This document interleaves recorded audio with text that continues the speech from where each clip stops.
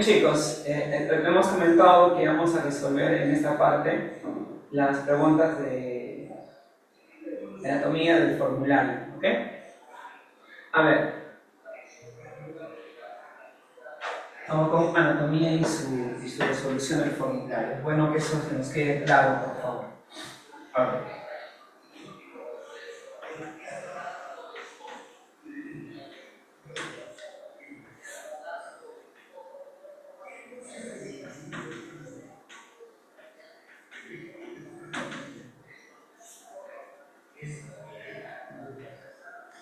Aquí les coloqué dos preguntas, tres me parece, de anatomía.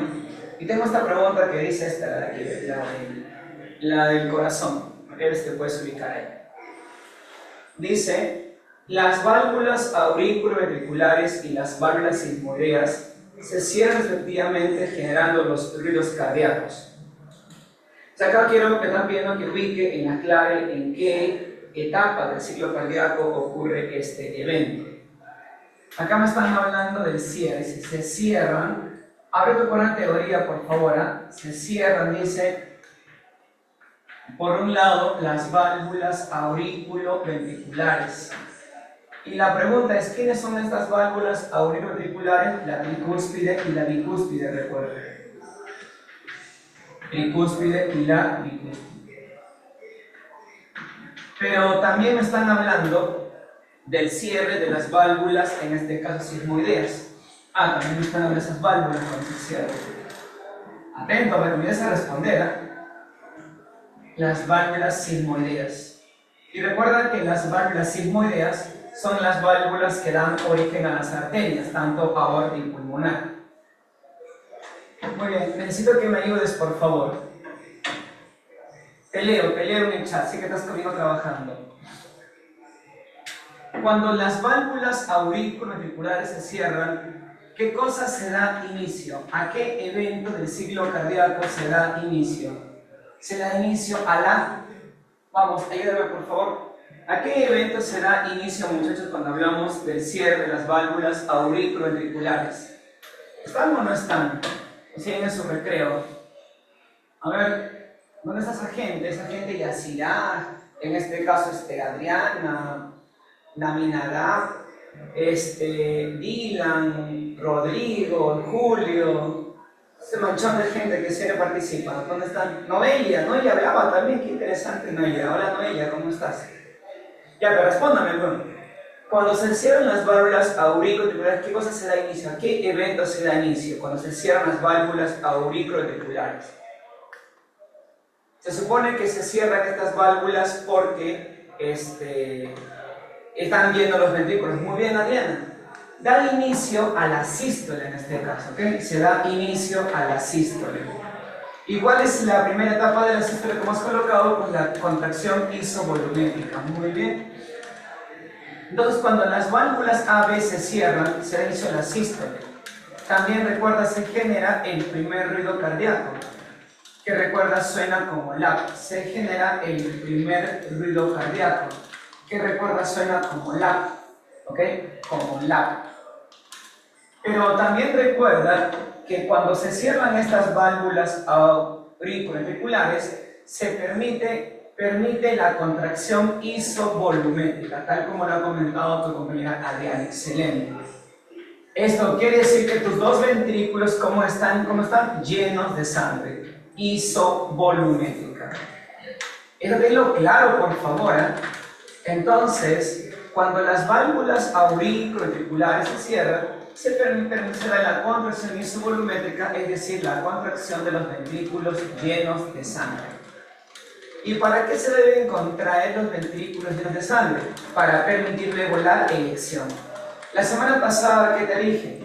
Cuando tus ventrículos se contraen, sale sangre. ¿Qué cosa era sístole? Contracción y salida de sangre. ¿Qué cosa era diástole? Relajación y llenado de sangre. Vamos con esta pregunta. Dice, cuando se cierran las válvulas sigmoideas.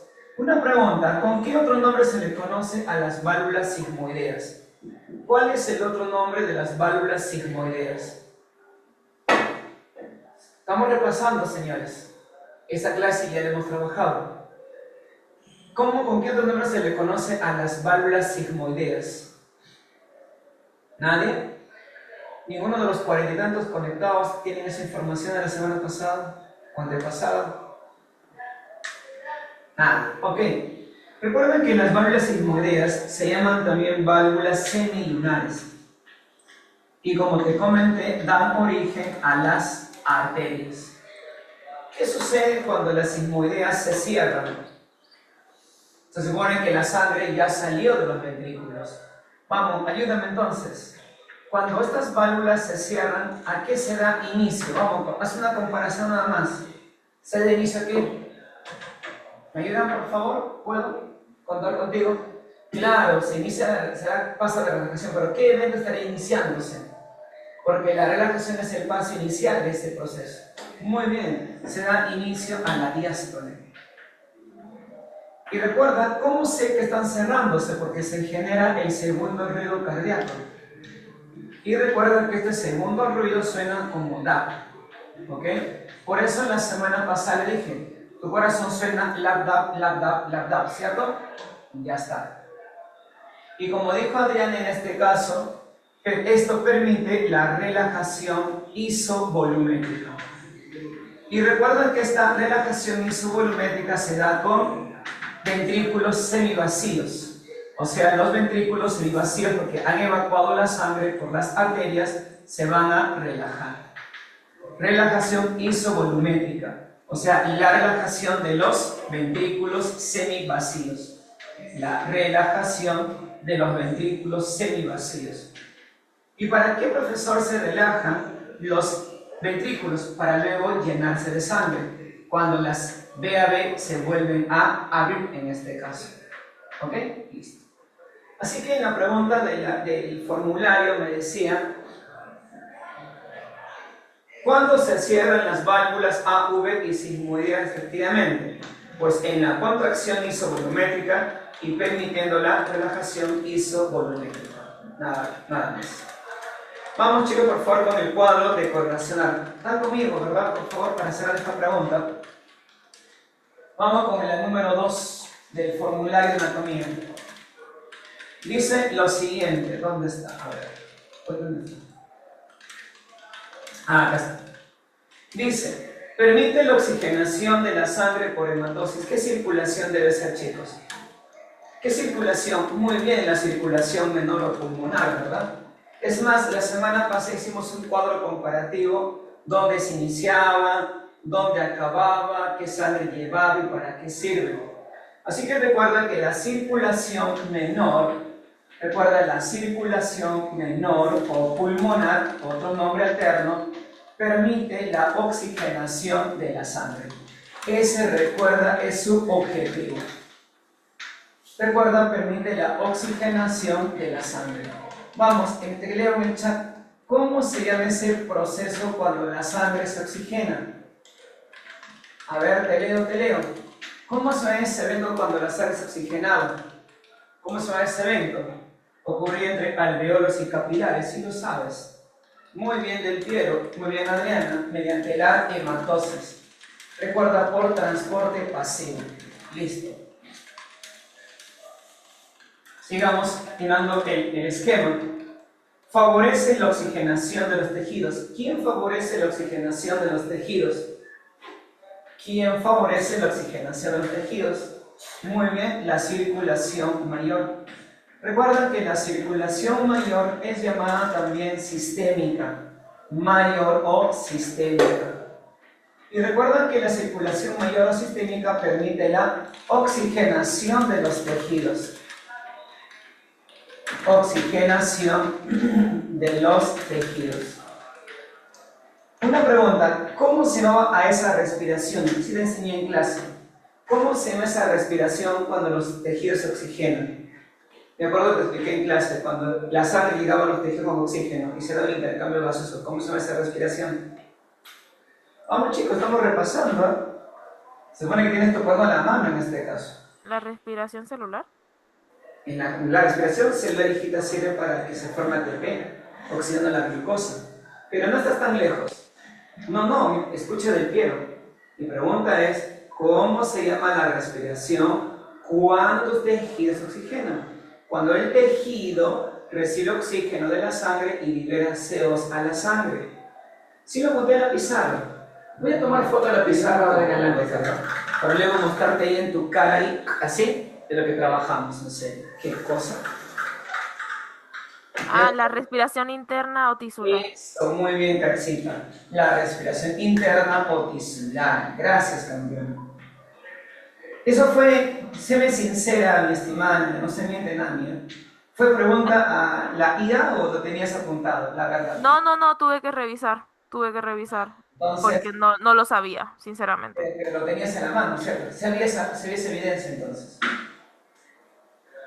Ok, entonces no olvidemos que la circulación mayor sistémica permite la oxigenación de los tejidos y ese mecanismo se llama respiración interna o tisular.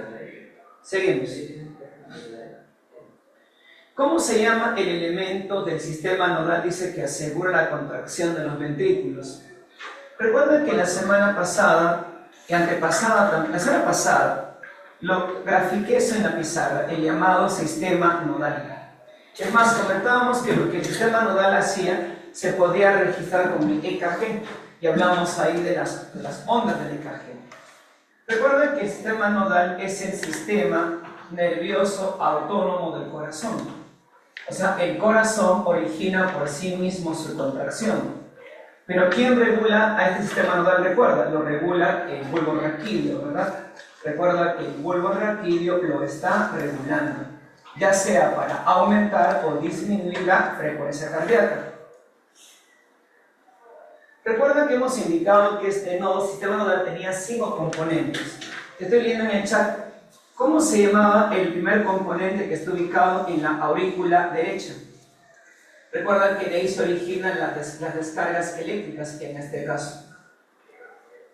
A ver, te voy a leer muy bien el nodo sinusal. Otro nombre que no sea nodo sinusal. Nodo sinusal es muy pichiruchi. Otro nombre que no sea, gente, nodo sinusal.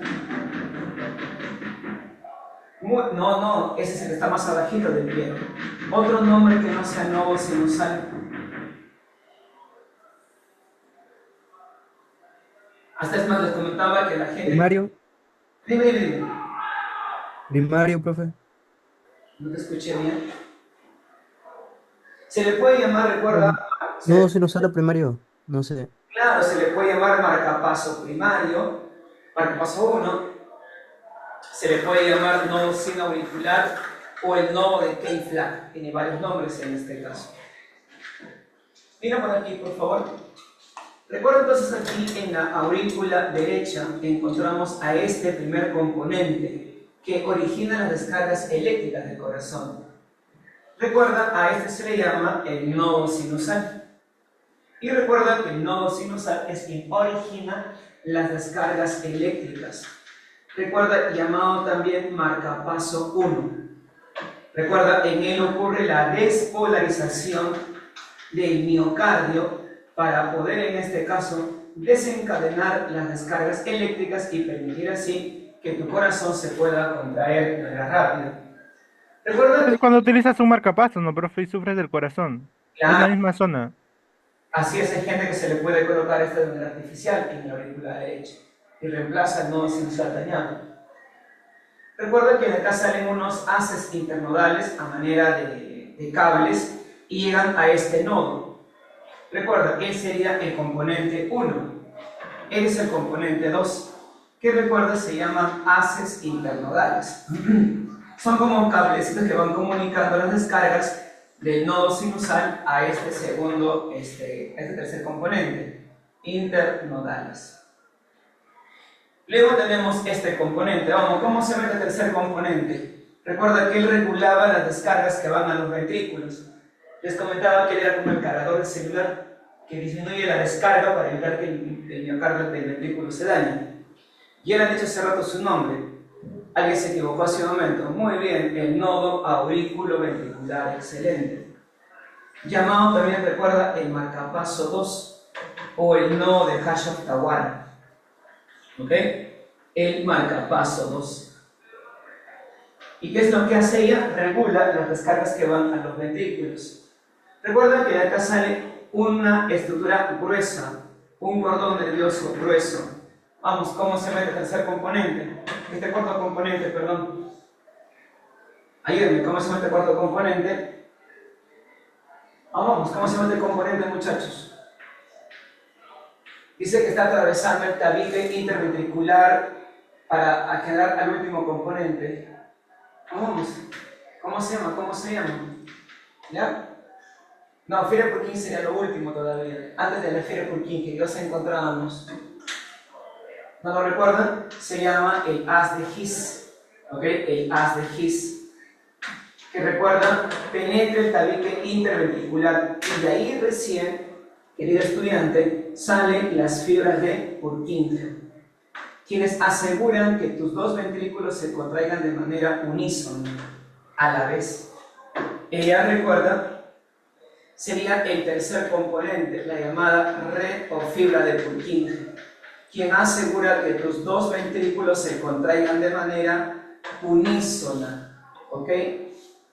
¿Y por qué, profe, los estás enmarcando a la E?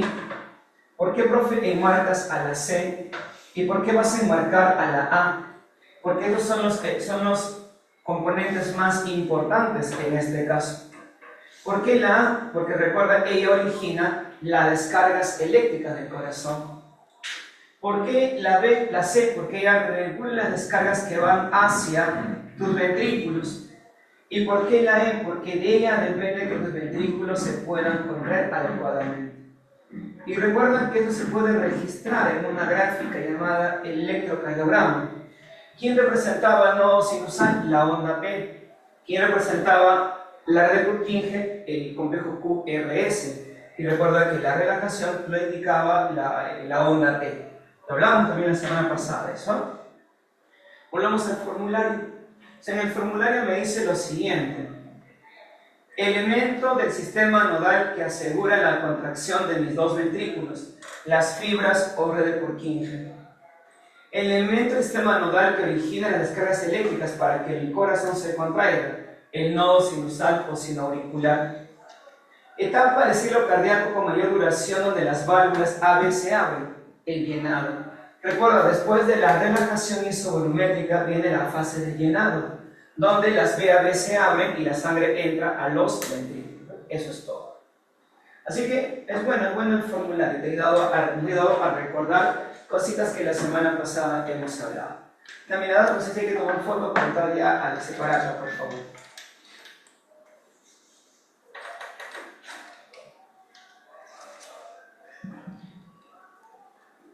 Sí, no, ya, después, mañana, ¿cómo es? Listo, ok, muy bien. Continuamos entonces.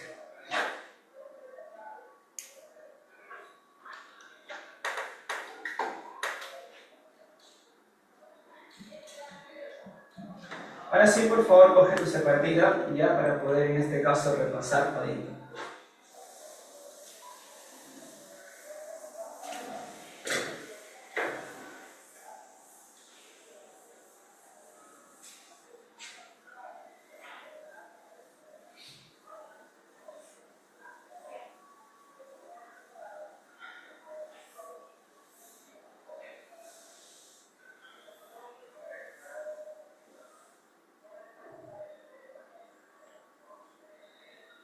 Ese, Dylan. Ok, Dylan, gracias por tus claves que has enviado.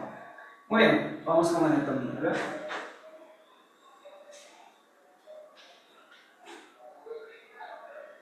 Dice la pregunta número 1. Atentos, por favor, vamos con el feedback de la separación.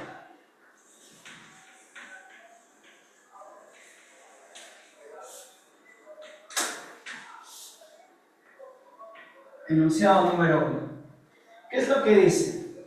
Durante una clase de introducción a la fisiología respiratoria, el docente explicó que la ventilación es uno de los pasos para el intercambio gaseoso en los pulmones. Para ilustrar el proceso, pidió a los estudiantes que observaran cómo el tórax se expande y contrae durante la respiración en reposo. Con base en este contexto, ¿cuál es la definición más adecuada de la ventilación pulmonar? Acá me están hablando acerca del proceso de la ventilación, aparato respiratorio. Ya en una clase te comenté que la ventilación incluye a dos grandes momentos. Uno, recuerda, se llama inspiración. Recuerda, uno de ellos se llama inspiración en proceso. Y el otro, recuerda, se llama expiración. Expiración. También recuerda, le puedes llamar inhalación y exhalación. Me están siguiendo, ¿verdad? No estoy bien cansados. Están bien, hace rato bien decía. ¿Están bien, chicos? Por favor, meten el chat acá, estoy, sí, te voy escuchando, ¿sí? Ok, listo. Recuerden que en la inspiración entra el aire con oxígeno. Entra el aire con oxígeno. ¿A dónde? A tus vías respiratorias, para llegar a tus pulmones en este caso. En cambio, en la expiración sale el aire con CO2. Aunque no todo el CO2 se expulsa, hay una parte de CO2 que se queda en la sangre y se convierte en bicarbonato. Otra diferencia. Recuerden que en la inspiración el diafragma se contrae. El diafragma se contrae. Y si el diafragma se contrae, obviamente desciende. Y al descender, obviamente, le da espacio a los pulmones para que éste pueda expandirse y llenarse de aire en este caso. En cambio, en el caso de la expiración, recuerda, el diafragma asciende, o sea, el diafragma se relaja, vuelve a su lugar oficial y al relajarse o al ascender, empuja al pulmón para permitir que el pulmón pueda, en este caso, evacuar el aire excedente, o el aire que tiene que evacuarse. Recuerda que en la inspiración no solamente suceden estos dos eventos, también recuerda en la inspiración aumenta el volumen del tórax, recuerda, aumenta el volumen torácico, porque los músculos intercostales se contraen y tiran de las costillas para darle más espacio a los pulmones en su ensanchamiento o distensión. En cambio, en la expiración sucede lo contrario, disminuye el volumen del tórax, presionando a los pulmones para que el pulmón en este caso pueda evacuar el aire. Pero también te comenté, querido estudiante, que nada de esto podría existir si no fuera por un principio físico. ¿Y cuál es este principio físico que tienes que recordar? No olvides que en el proceso de la inspiración, la presión de aire atmosférico, tiene que ser mayor a la presión de aire pulmonar. Entonces la presión intrapulmonar va a ser menor a la presión del medio, hablando del aire. ¿Y cómo tiene que ser en este caso? ¿Qué tiene que ocurrir en la expiración? Recuerdo lo contrario. También te expliqué, la presión de aire pulmonar tiene que ser mayor a la presión de aire atmosférico. Recuerdo que en esta clase inclusive me dijeron, profesor, ¿puedes colocar el valor de dichas presiones? Y te comenté que era 760 sobre 758 milímetros de mercurio. Acá será mayor a la presión de aire atmosférico.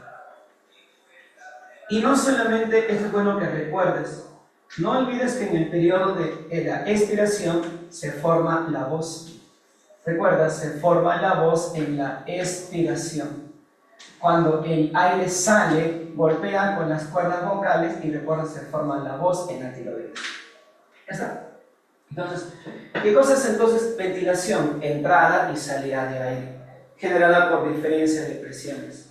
Así que la 1 en este caso la clave es la C.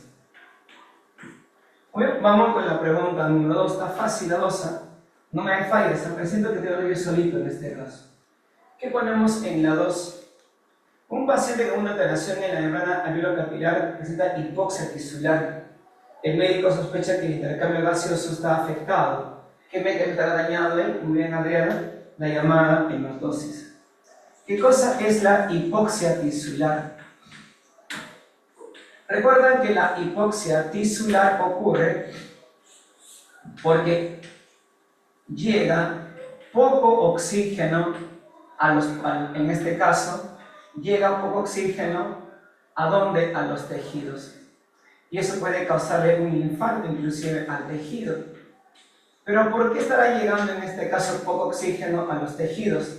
Porque seguramente no está ocurriendo una hematosis anormal. Al haber una hematosis anormal, seguramente no se está oxigenando bien la sangre y por eso se genera luego una hipoxia tisular. Así que en la 2 la clave también es la C. ¿Ok? La C. Vamos con la número 3. La 3. Recuerden, querido estudiante, que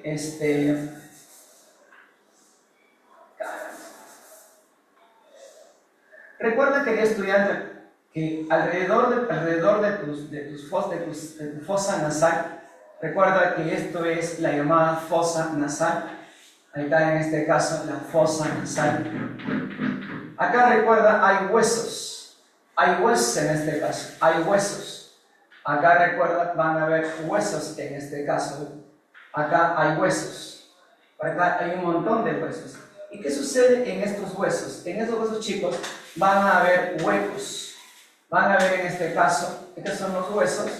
Y recuerda, acá van a haber huecos. Van a haber huecos en este caso.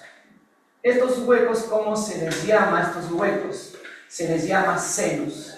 Así que la palabra hueco, o seno, perdón, significa hueco, meato, cavidad. ¿Ok? ¿Y cómo se llaman estos huecos? Se les llama senos paranasales.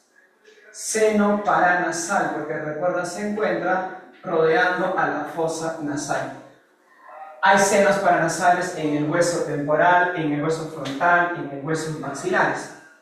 ¿Y para qué sirven estos senos paranasales que son huecos? Ojo, insisto, seno es hueco. A veces dicen, hay la gente tiene cáncer de seno. Está mal usar ese término porque esa es una glándula mamaria, no es seno. Sino que dentro de las mamas hay espacios vacíos donde se va a formar la leche. Pero senos no son como tal. Recuerden que los senos paranasales, número 1, aligeran el peso de la cabeza. Es como un barco que tiene un gran volumen por dentro para poder flotar sin ningún problema en el océano. ¿Qué más? Son una cámara de resonancia de la voz para poder cada vez hablar más y más fuerte y se pueda escuchar bien tu voz. Será por eso que la gente que tiene en este caso sinusitis, ¿cómo se escucha la voz? Más o menos de esta manera. No pueden hablar porque tapamos su fosa nasal. ¿Ok? Está tapada debido a que hay mucosidad en esos senos paranasales. Y también recuerdan, permite mantener caliente el aire porque es como una cámara calentadora, así como tu neceser, ¿no? Que tiene como una membrana que recubre el tape y lo mantiene calientito. Permite mantener caliente el aire. Entonces, no olvidar que para eso sirven los senos paranasales. Y es importante la presencia de los senos paranasales, en este caso, en estos lugares, en los huesos que rodean a nuestra fosa nasal. Relacionemos entonces. Me dice senos paranasales, caja de resonancia de la voz. Si en este caso, primero iría el número 1. Órgano fonador, pues la laringe, porque recuerda que encontramos en la laringe las cuerdas vocales. Y recuerda que los alvéolos participan en el intercambio gaseoso. La clave también en este caso aquí es la A. 1, 2, 3. Vamos con la número 4. ¿Alguno de ustedes el peso? Se está aquí. Paso. Gracias por la invitación. Lo he hecho a propósito, Ya está, muy bien. Estás leyendo, muy bien, qué bueno. Pensé que estaba solo, lo siento como si estuviera solo, por eso es que vamos a probar si la gente está atenta. Muy bien, debe ser peso de la cabeza. Muy bien. Vamos con el número 4. Ya, pues eso ya lo hemos hablado la semana pasada y que estamos comentando. ¿Dónde comienza la circulación mayor? En el ventrículo izquierdo, ¿verdad? Recuerda, la circulación mayor comienza con sangre oxigenada. comienza con sangre arterial, con sangre oxigenada, para oxigenar a los tejidos. ¿Y dónde se inicia eso? En el ventrículo izquierdo, gracias a la arteria aorta, ¿verdad? Gracias a la de acá, recuerda, sale la arteria aorta. Y recuerda que la arteria aorta se va ramificando. En cambio, ¿dónde acaba la circulación mayor en este caso? Recuerda, la circulación mayor acaba con sangre venosa. Acaba con sangre venosa o hipoxigenada, porque eso es lo que regresa a tu corazón. ¿Y a dónde regresa? A la aurícula derecha. A la aurícula derecha. ¿Y quién trae esta sangre, en este caso venosa? Recuerda, son las venas cavas. Así que recuerda que las venas cavas son las venas que van a devolver a tu aurícula derecha la sangre hipooxigenada. Bueno, es bueno explayar un poquito para que quede mejor la idea. Entonces, ¿dónde comienza la circulación mayor? En el ventrículo izquierdo. ¿Dónde acaba la circulación mayor? En la aurícula derecha. Así que en la 4 la clave es la B.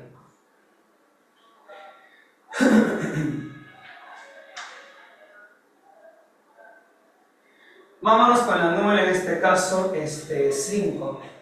La número 5. La semana pasada te comenté que la primera rama de la arteria aorta es la arteria coronaria, ¿te acuerdas? Y recuerda que si aquí tenemos en este caso al corazón, acá tenemos en este caso al corazón, recuerda que del lado izquierdo sale la arteria aorta en este caso, ¿verdad? De acá sale la arteria aorta, la cual, recuerda, lleva toda la sangre hacia tu cuerpo. Sangre, recuerda, oxigenada. Esta es la arteria aorta, ¿ves? Ahí está la arteria aorta. Y recuerda que de esta arteria aorta sale una primera rama en este caso. Recuerda, la arteria aorta sale del ventrículo izquierdo. Y recuerda, del ventrículo derecho sale la arteria pulmonar, ¿cierto? Acá está la arteria pulmonar evacuándose de ¿dónde? En este caso, evacuándose del ventrículo, en este caso, derecho. Ella, recuerda, la llamada arteria pulmonar. Recuerda, la cual se va a separar en dos ramas. Uno hacia el lado, hacia el pulmón, en este caso derecho, y el otro hacia el pulmón izquierdo. ¿Ven? Ahí está. Ella, recuerda, sería la llamada arteria pulmonar. Recuerda, la única arteria que lleva sangre hipooxigenada hacia tu pulmón para poder oxigenarse. Así que recuerda, ella sería la llamada arteria, en este caso, pulmonar. Pero ¿qué sucede? Recuerden que de la arteria aorta sale una primera arteria, una rama, de acá sale una arteria. Esta arteria, recuerda, va a bajar por todo el lado derecho del corazón, ¿ve? Ahí está, ¿ve? Esta ramita en este caso, ¿ve? Pero también, jóvenes, de acá sale otra rama gruesita, de la cual sale una rama que se va hacia todo tu lado izquierdo y también hacia las partes bajas en este caso, ¿ve? Hacia las partes bajas. ¿Y cómo se llama en este caso estas arterias? Esta arteria coronaria. Esta arteria, jóvenes, aquí es la arteria coronaria derecha. ¿Sabe? La arteria coronaria derecha. Recuerda que la arteria coronaria derecha irriga pues al lado derecho del corazón. Aurícula derecha, ventrículo derecho, ventrículo derecho. Luego también tenemos en este caso la arteria coronaria interventricular izquierda. ¿Ve? Acá ve la arteria interventricular coronaria izquierda, que es rama de la arteria coronaria izquierda. Interventricular izquierda en este caso. Pero también, recuerda, tenemos una arteria circunfleja. Esta es la arteria circunfleja, la que va a irrigar en este caso a la aurícula izquierda y parte en este caso del ventrículo izquierdo. La arteria circunfleja en este caso. La arteria circunfleja. Tranquilos, en admisión dudo que te pregunten estas ramas, pero es bueno que recuerdes que la arteria coronaria es la que irriga al corazón. ¿Y de quién es la rama, la arteria coronaria? De la aorta. No, del Piero, ¿qué estás hablando, individuo? A ver, vamos a explicar. La arteria pulmonar va a ambos pulmones, llevando sangre venosa para oxigenarse. La arteria aorta va a todo tu cuerpo, ramificándose en un montón de arterias. La arteria que lleva oxígeno a tus pulmones es la arteria bronquial, porque la pulmonar lleva sangre hipoxigenada, así que la arteria, apunta eso en la mirada en el chat, por favor. Así que la arteria que irriga a tus pulmones es la arteria bronquial, rama obviamente de la arteria aorta. Entonces ahí me dicen, la arteria pulmonar irriga a los pulmones con oxígeno, falso. La arteria pulmonar lleva la sangre venosa al pulmón para oxigenarse. La arteria que irriga a tus pulmones, no mirad, es la arteria bronquial. La arteria bronquial derecha irriga al pulmón derecho. La arteria bronquial izquierda al pulmón izquierdo. ¿Ok? Tengan cuidado, por favor. Bueno, entonces no olvidemos, muchachos, que la arteria aorta origina a la arteria coronaria. La arteria, recuerda, que irriga a tu corazón con oxígeno en este caso. Empezamos con bronquial, gracias. Vamos entonces, chicos, con la pregunta. Cara anterior del ventrículo izquierdo y parte del tabique interventricular sería ella. Sería en este caso, sería 2A. 2A.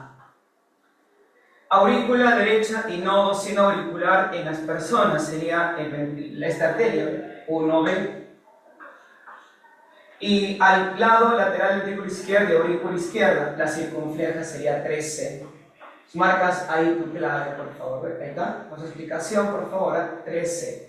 Sería 1B, 2A, 3C. La clave la A. Así que en la 5, recuerda, la clave es avión. ¿Ya? Listo. Están conmigo, ¿verdad? Están ahí, individuos, hablen, manifiéstense. La 6 luego lo voy a hacer, ¿ya? En otra pizarra. Vámonos a la 7, porque la 7 ya lo hemos comentado hace un momento. Vámonos a la 7, por favor. ¿Qué dice en la 7? Las fibras de Purkinje se originan a partir de ¿quién? Del haz de His. Simplemente hemos indicado que del haz de His salen las fibras de Purkinje. Y se distribuyen en las paredes de los ventrículos, permitiendo una contracción simultánea, recuerda, en ambos ventrículos. Así que la red de Purkinje va a hacer que tus dos ventrículos se contraigan de manera simultánea o unísono, en este caso, 7 y 8. Y eso aquí lo registraba el complejo QRS del nodo del electrocardiograma. Y vamos con la 8 en este caso, la 8. ¿Ok? A ver, me ayudas por favor, estamos en la pregunta número 8. ¿Qué dice en la 8? Durante la sístole ventricular, las válvulas, dice sístole ventricular, las válvulas mitral y tricúspide se abren. No, está mal eso. Las válvulas pulmonar y aórtica se abren. Recuerda, la sismoidea se abre para que salga la sangre. ¿Ok? No olvides eso. Recuerda, para que salga la sangre, tienen que abrirse la pulmonar y la aórtica, las sismoideas. Mientras que las válvulas mitral y tricúspide están cerradas, porque si no había un reflujo de sangre de ventrículos a las arterias. Y eso la semana pasada le hemos comentado. Entonces, no olvidemos que cuando para que tus ventrículos se contraigan, las sismoideas se cierran. Pero para que la sangre salga por las arterias, las sismoideas se abren. ¿Y cómo tienen que estar arriba las BAB? Cerradas. Si no habría reflujo de los ventrículos a las aurículas. Así que en la 8, chicos, la clave es la A. Navi, por favor, para acabar la clase, chicos, falta la pregunta número 6, por favor. Mira que hemos repasado bastante, hemos repasado anatomía con el formulario y también con esta parte. ¿Me ayudas por favor rapidito? Me quedan solamente 6. Ya está listo, profe. Ya está, ok, gracias. ¿Qué dice? ¿Qué trae eso? Dice. No, no, no.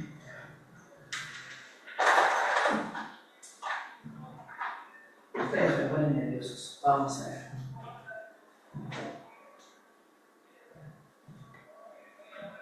Yo te dije, ya tomaste la primera. No, la primera la tomé, pero, o sea, tomé otra y no se me guardó. No la llegaste a enviar, pues. No. Igual la gente estaba atento, bueno, supongo. Es que vine corriendo a tomarla y la tomé y no sé, hasta estoy buscando cómo recuperarla de hace rato. Ya seguro que la ya no vale, hay que cambiar de lado. Sí, no me quedó en el historial del portapapeles, que siempre me quedan como 4 o 5 puede ser. lecturas. No me quedó tampoco. He investigado todo. Mejor, así los chicos estén atentos, no depende de ti, de tus fotos. Mejor. Muy bien. Vamos por último en este caso con la número 6 que estaba pendiente. ¿Ve? La pregunta número 6. Algo muy importante, aquí tengo a una arteria y aquí tengo en este caso a las venas. Ustedes saben que las arterias, por cada arteria, por una arteria, recuerdan, además, por una arteria, recuerda, siempre tienen que haber dos venas. Recuerden que las arterias son profundas, son de ubicación profunda. En cambio, las venas son de ubicación superficial. Es más común ver venas, inclusive sobresaliendo sobre la piel, o sea, digamos a la altura de la piel. Recuerda que las arterias nacen en el corazón, nacen en los ventrículos del corazón. Eso tú ya lo sabes en este caso. Nacen en los ventrículos del corazón. En cambio, las venas acaban en las aurículas del corazón. Acaban en las aurículas del corazón. En las aurículas del corazón. Recuerda que las arterias en este caso poseen válvulas solo en su inicio. ¿Y cómo se llaman estas válvulas? Recuerda, son las válvulas sigmoideas, las cuales se abren o se cierran para que la arteria trabaje adecuadamente. Recuerda, estas válvulas son las sigmoideas o las semilunares. En cambio, las venas poseen válvulas en todo su trayecto. Cuando estas válvulas se dañan, ¿qué es lo que le causa a la vena? Inflamación. Y eso se transforma luego en una varice. Entonces, ¿cómo se llama la inflamación de las arterias? Su inflamación se llama aneurisma y puede ser bastante mortal si, por ejemplo, esto ocurre dentro de la bóveda craneana. No solamente hay aneurismas en el cerebro, puede ser en cualquier parte del cuerpo. Recuerda que aquí la inflamación se llama varices. ¿Y por qué las varices se pueden ver con facilidad y no las aneurismas? Porque pues, las venas son superficiales y básicamente las varices afectan a las extremidades inferiores por el peso obviamente del cuerpo. Mira, ven, interesante, hay un montón aquí de diferencias entre arterias y venas. La cantidad, la ubicación, a dónde van, dónde culminan, etc. Profe, una pregunta. Si las arterias se inician en los ventrículos, ¿dónde acaban? Recuerda, acaban en los tejidos a nivel de los capilares. Acaban en los tejidos a nivel de los capilares. Porque te comenté que los capilares son el punto de unión entre arterias y venas. ¿Y dónde inician las venas? Las venas inician obviamente en los tejidos, a nivel de los capilares. Esto quiere decir, muchachos, que las arterias se van abriendo. O sea que las arterias tienen una dirección divergente. Son de dirección divergente, son como la raíz que se va abriendo en este caso. Dirección divergente. Porque se van separando. En cambio, ¿cómo es la dirección de las venas? Las venas se juntan. Y eso en geometría, ¿cómo le llamas? Dirección convergente. El otro día estaba leyendo en este caso, en internet, decía Río Amazonas, la arteria del planeta. Y yo puse en mi comentario que está mal ese comentario. El río Amazonas no es una arteria del planeta, sería una vena del planeta, porque el río Amazonas desemboca en el Océano Atlántico. No es que de él se forman ríos, los ríos van a formar el río Amazonas. Recuerda, son afluentes que vienen del Amazonas, no son efluentes. Si queremos hablar de efluentes sería el lago Titicaca, ¿verdad? Recuerda tu clase de geografía. Entonces, no olvidemos que las arterias son divergentes y las venas son convergentes. Y para acabar la clase, la arteria va a tener una capa interna formada por tejido epitelial. Su nombre se llama endotelio. Y va a tener una gruesa capa muscular, una gruesa capa de músculo liso. Este es el músculo liso. Tú sabes que el músculo liso forma las arterias. Es una gruesa capa de músculo liso. Y va a haber una capa muy delgadita de tejido, digamos, de conectiva. Esto, se recuerda, se llama la conectiva, o llamado también en este caso, se fue el nombre. Se fue el nombre, pues ya. Entonces, en este caso, la capa muscular. Y recuerda que esto es músculo liso. Es músculo liso. Esto, recuerda, es el endotelio. El endotelio, que recuerda es tejido epitelial. ¿Y esto cómo se llama? Se llama la conjuntiva. Y esta conjuntiva que se presenta, obviamente tejido conectivo solamente. Miremos en este caso la vena. La vena también tiene su endotelio, ahí está su endotelio en este caso. Pero tiene una delgadita capa de tejido muscular, es bien delgadito en este caso. Es bastante delgado su capa muscular. Tiene músculo pero en menor concentración que las arterias.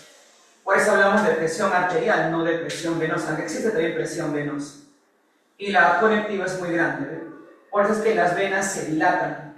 Es por eso que la sangre se saca de las venas y no de las arterias.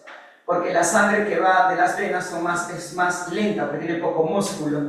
En cambio, en las arterias la sangre va con mucha fuerza. Y la sangre sale a borbotones en este caso. ¿Ok? Eso, gente, sería todo en relación a la diferencia entre venas y arterias. Así que eso recuérdalo, por favor. ¿Vale? Así que en la número 6, ¿qué es lo que marcamos? La B en este caso. Así que en la 6 la clave es decir. Porque ¿qué me dice?